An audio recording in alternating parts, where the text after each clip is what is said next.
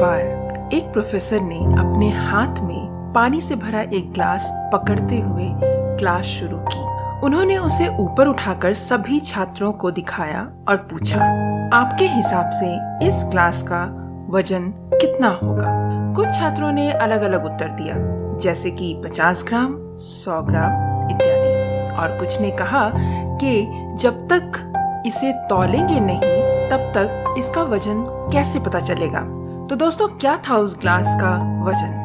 जानने के लिए सुनते रहिए आज का हमारा ये पॉडकास्ट और हमेशा की तरह बनाएंगे एक स्वादिष्ट व्यंजन। The taste of India podcast, जिसका सार विभिन्नता में एकता है, जहां भारत की सांस्कृतिक विभिन्नता को हम स्वादिष्ट व्यंजनों के माध्यम से एक सूत्र में बांधेंगे। इस कुकरी शो से अब आप बिना कंप्यूटर या बिना किताब छुए फोन के माध्यम से अपने ही किचन में इन स्वादिष्ट रेसिपीज को सुनते हुए बना सकते हैं। इन रेसिपीज को आप हमारे वेबसाइट thetasteofindia.com पर भी पढ़ सकते हैं। नमस्कार, the taste of India podcast के इस नए एपिसोड में मैं पूजा और मैं दिलीप आप सबका हार्दिक स्वागत करते हैं। हाँ, तो छात्रों का जवाब सुनकर प्रोफेसर ने कहा, बात तो सही है, पर मेरा सवाल है, यदि मैं ग्लास को थोड़ी देर तक इसी तरह उठाकर पकड़े रहूं तो क्या होगा? कुछ नहीं, छात्रों ने कहा। अच्छा, अगर मैं इसे इसी तरीके से 1 घंटे तक उठाकर रखूं तो क्या होगा? प्रोफेसर ने पूछा। आपका हाथ दर्द होने लगेगा, एक छात्र ने कहा। तुम सही हो। अच्छा, अगर मैं इसे इसी तरह पूरे दिन उठाए रखूं तो क्या होगा? आपका हाथ सुन्न हो सकता है, आपके मसल में भारी तनाव आ सकता है, लकवा भी मार सकता है और आपको पक्का हॉस्पिटल जाना पड़ सकता है, किसी छात्र ने कहा।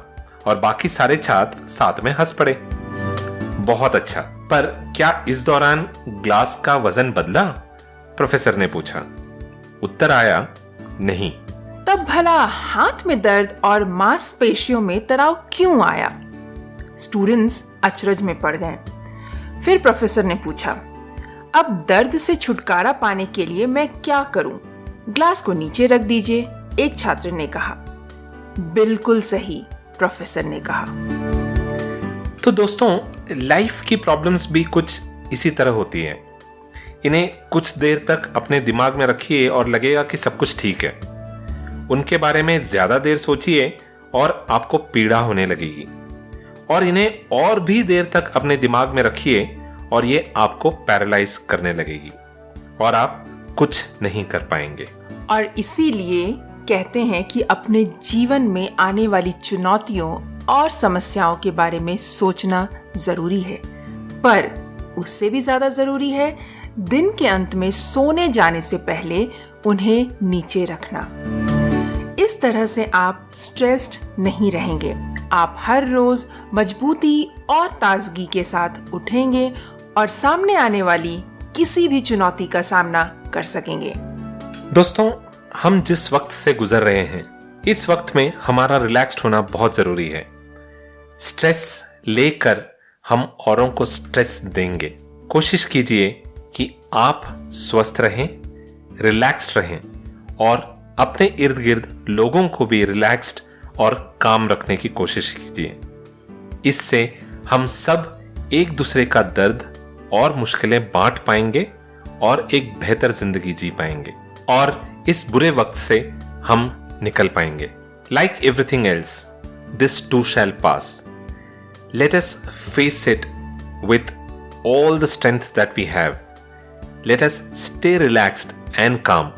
And most importantly, it is important that we stay home and stay safe so that the system and the administration can take care of the ones who need them the most.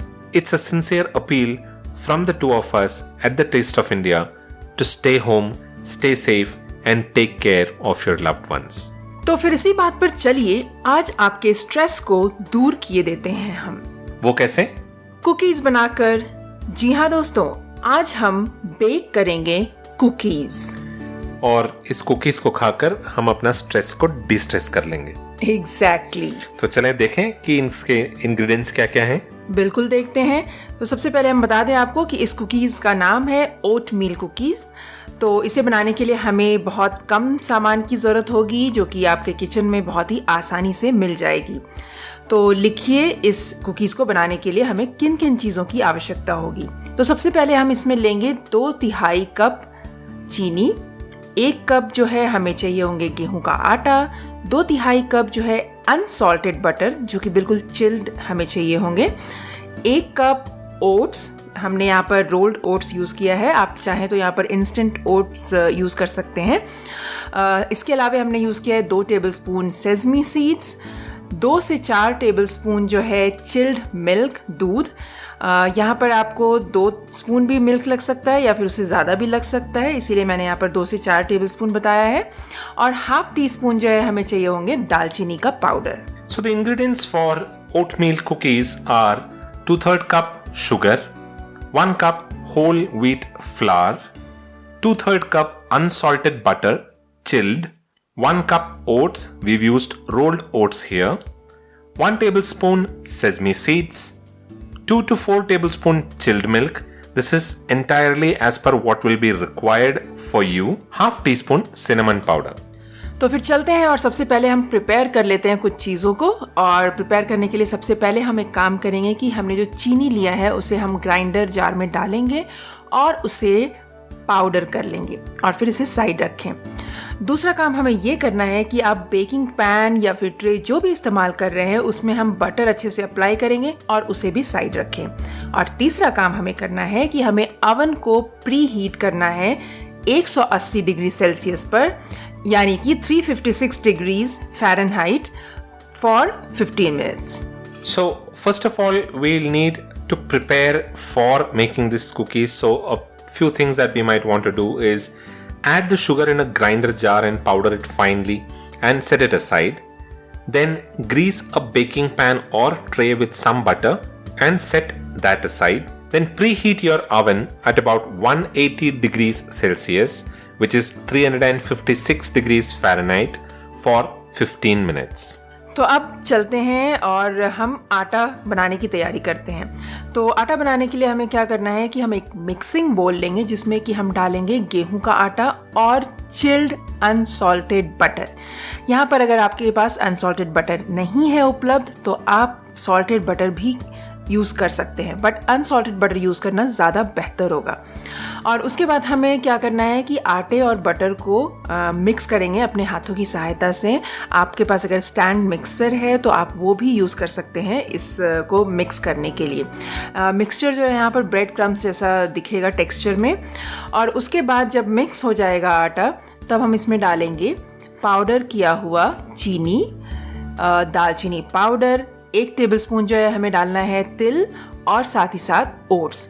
और इन सारी चीज़ों को डालकर हम क्या करेंगे कि अच्छे से इसे मिक्स कर लेंगे। और उसके बाद थोड़ा थोड़ा जो हमने आपको बताया कि 2 से 4 टेबलस्पून दूध लगेगा इसमें, वो थोड़ा थोड़ा डालें, एक साथ ना डालें क्योंकि उससे जो है आटा गीला, बहुत ज़्यादा गीला हो सकता है, इसलिए थोड़ा थोड़ा डालकर हम इस मिक्सचर को बाइंड करेंगे। यहाँ पर ध्यान रखना है कि आपको जो है आटे की तरह इसे गूंदना नहीं है, इसे बस बाइंड करना है। और ये जो टेक्सचर आप देखेंगे बाइंड करने के बाद एक स्टिकीनेस होना चाहिए, ऐसा ही इसका टेक्सचर होता है। Now we'll make the cookie dough first. So for that, take a mixing bowl and add whole wheat flour and chilled unsalted butter. Now mix it well using your fingertips and make a breadcrumb-like texture in the flour. You can use a stand mixer for this process if you have one. Otherwise, you can do it with your fingertips. Then add the powdered sugar, cinnamon powder, 1 tablespoon of sesame seeds and the oats and mix everything well. Now just add enough milk in parts to mix and bind the mixture well. Ensure that you're not kneading the mixture. The cookie dough will be a little sticky because that is how the texture of this dough should be. तो हमारा preparation तैयार हो गया है, आटा तैयार हो गया है। तो अब हम चलते हैं और बनाते हैं कुकीज़। तो कुकीज़ बनाने के लिए हमें क्या करना है कि मिश्रण में से जो हमने अभी मिश्रण तैयार किया है उस मिश्रण में से थोड़ा थोड़ा मिश्रण निकालें और हाथों से गोल कीजिए और बेकिंग ट्रे पर रखते जाइए। कुकीज को ट्रे में लगाते समय ध्यान रखिए कि एक कुकीज से दूसरी कुकीज थोड़ी दूरी पर हो। जितनी कुकीज ट्रे में आ जाए उतनी कुकीज ट्रे में लगाकर रख दीजिए और सारी कुकीज को थोड़ा थोड़ा हाथों से दबा दीजिए। दबाने के बाद बचे हुए सेजमी सीड्स, यानी कि हमने 1 टेबलस्पून सेजमी सीड यूज़ किया था वहाँ पर आटा मिक्स करते समय, तो हमारे पास 1 टेबलस्पून सेजमी सीड बचा है। उन बचे हुए सेजमी सीड में से थोड़ा थोड़ा निकाल कर सारी कुकीज़ के ऊपर लगा दें और हाथों से दबा दें। आपको अगर थोड़ा सा सेजमी सीड और लग रहा है तो आप इसमें डाल सकते हैं, कोई प्रॉब्लम नहीं है। Now on to making the cookies. First, scoop out the dough with any spoon, or you can simply pinch the desired amount of dough with your hand and place the scooped dough on the greased tray or pan, the greased tray that we made when we were preparing for making the cookies. Keep some space of about an inch or so between each of these cookies and place them in the greased tray. Make cookies this way with the rest of the cookie dough and place as much cookies as you can on the tray. Now, gently press the top of each of these oatmeal cookies with a spatula, or you can do it with your hand, just to even it and make it smooth. Then, place some of the sesame seeds. We've used 1 tablespoon of sesame seeds while making the dough. So the remaining sesame seeds, out of that, take a little sesame seed and place it in the center of the cookies and slightly press it. तो चलते हैं और अब bake करते हैं इन cookies को। Bake करने के लिए हमें क्या करना है कि प्री हीट किए हुए ओवन में टॉप रैक में हम बेकिंग ट्रे को रखेंगे, 20 मिनट के लिए बेक होने देंगे। यहाँ पर हमें इसे 180 डिग्री सेल्सियस पर, यानी कि 360 डिग्री फ़ारेनहाइट पर बेक करना है। 20 मिनट के बाद OTG ओपन करें और करने के बाद ट्रे को जो है निचले रैक पर रखें और बेक करें फिर से तकरीबन 15 से 20 मिनट तक, या फिर जब आप देखेंगे कि कुकीज़ किनारे से हल्का ब्राउन हो गया हो तब समझ जाएं कि आपका कुकीज़ जो है वो बेक हो गया है। यहाँ पर आपको ध्यान रखना है कि कुकीज़ को आप ज़्यादा बेक ना करें, क्योंकि ज़्यादा बेक करेंगे तो आपका कुकीज़ जो है वो बहुत ही ज़्यादा हार्ड हो जाएगा।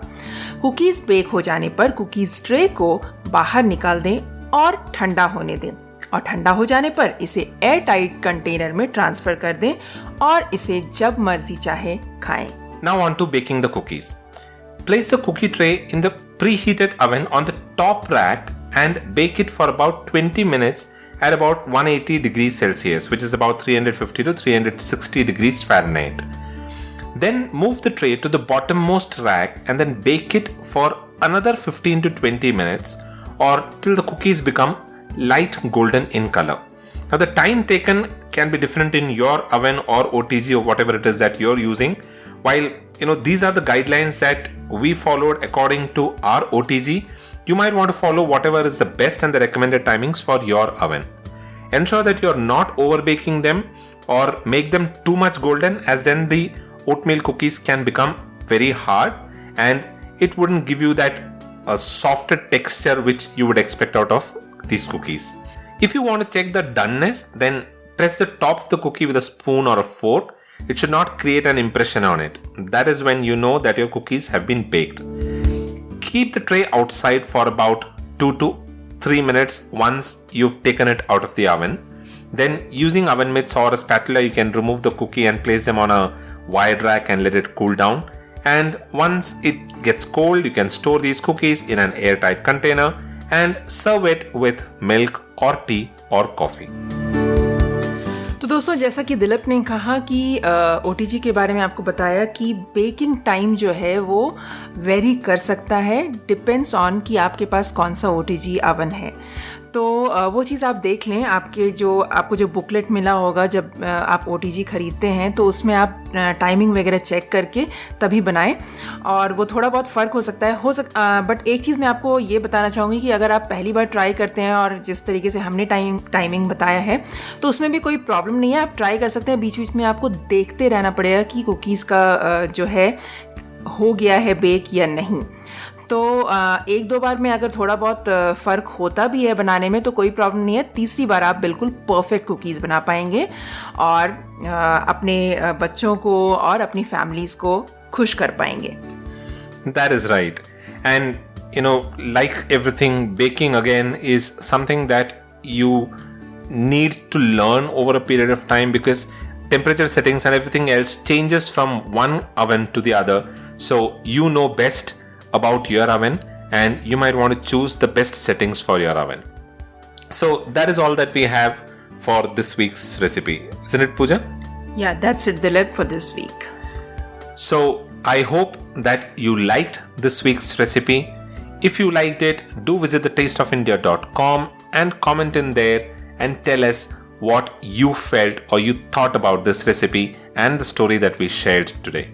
If you have any suggestions or feedback, you can send that over to us at thetasteofindia.com.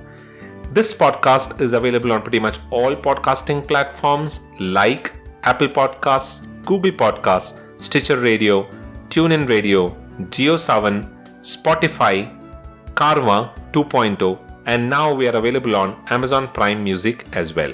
So pick your favorite platform and listen to the Taste of India podcast there. Don't forget to subscribe to the show in order to stay updated with the latest that we come out with. So that is all that we have from the two of us here at the Taste of India podcast. We'll be back again the next week with another tasty recipe. Until then, do visit thetasteofindia.com and download your free copy of the Kids Recipe Cookbook. We'll be back again the next week. Until then, you all keep listening to the Taste of India podcast. Stay home, stay safe, and have a wonderful rest of the week. This is goodbye from Dilip. And goodbye from Pooja.